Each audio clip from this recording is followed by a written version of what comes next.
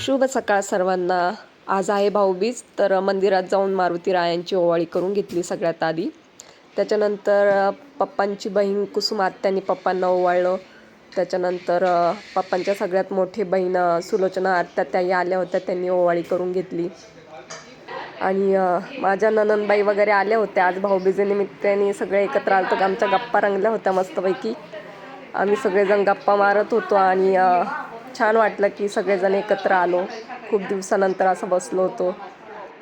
ह्या माझ्या मोठ्या सासूबाई आहेत, आम्ही त्यांना अक्का म्हणतो. आणि आधी आमच्या गप्पा ऐकत बसला होता मस्त. ह्या माझ्या मोठ्या ननंदबाई आहे आणि शिक्षिका आहेत त्या. मस्त चर्चासत्र रंगलं होतं आमचं, मजा आली.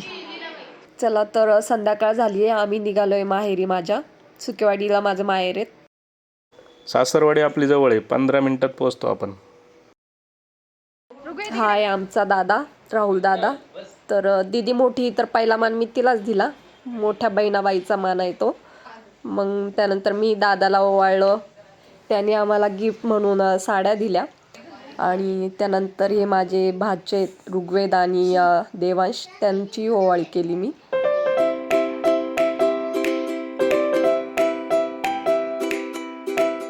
आणि नाना म्हणजे माझे पप्पा, त्यांनाही ओवाळलं.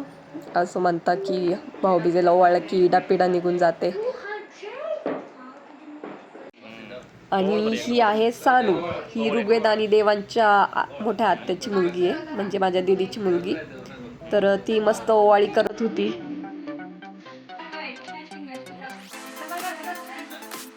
त्याच्यानंतर आधीलाही सानूने ओवाळलं. त्याच्यानंतर वहिनींनी यांना ओवाळलं. आणि नंतर आम्ही मस्त गप्पा मारत बसलो होतो. गप्पा चालू होत्या. तिचं म्हटलं थोडं लॉगमध्ये बोल तू, तर तिचं चाललं होतं नको नको नको. नंतर तिने थोडासा ट्राय केला, भारी बोलली ती पण. तिला पण जमायला लागलाय लॉग करायला. नंतर असं काय बोलली की आमचंच आम्हाला हसायला आलं. आणि मग हे बसलेले होते, तर हे आम्हाला मार्गदर्शन करत होते तिकडून. बसलो होतो अशा गप्पा मारत.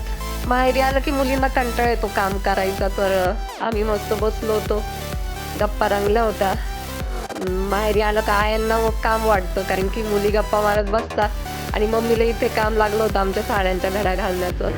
ती बसली होती नवीन साड्या घातल्या त्यांच्या घड्या घालत. टाइमपास करते मोबाईलमध्ये. आणि जावयांचा मस्त आराम चाललाय सासरवाडीला.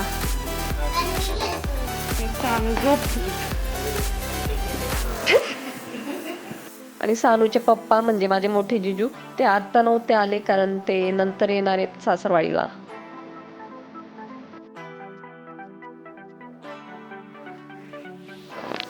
पण पसाऱ्याने पण घर भरून जातं. पुरे आल्या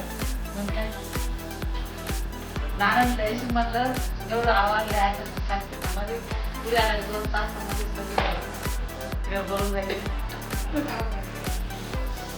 अशी झाली माझी भाऊबीज माहेरी. आणि खूप छान दिवस गेला आजचा. माहेरी आलं की निवांत वाटतात सगळ्या मुलींना. आणि माझी सगळ्यात आवडती गोष्ट म्हणजे झोपणे. तर मी माहेरी गेल्यावर कधी लवकर उठत नाही, त्याच्यामुळे उद्याची सकाळ तर नक्कीच उशीरच होईल थोडी.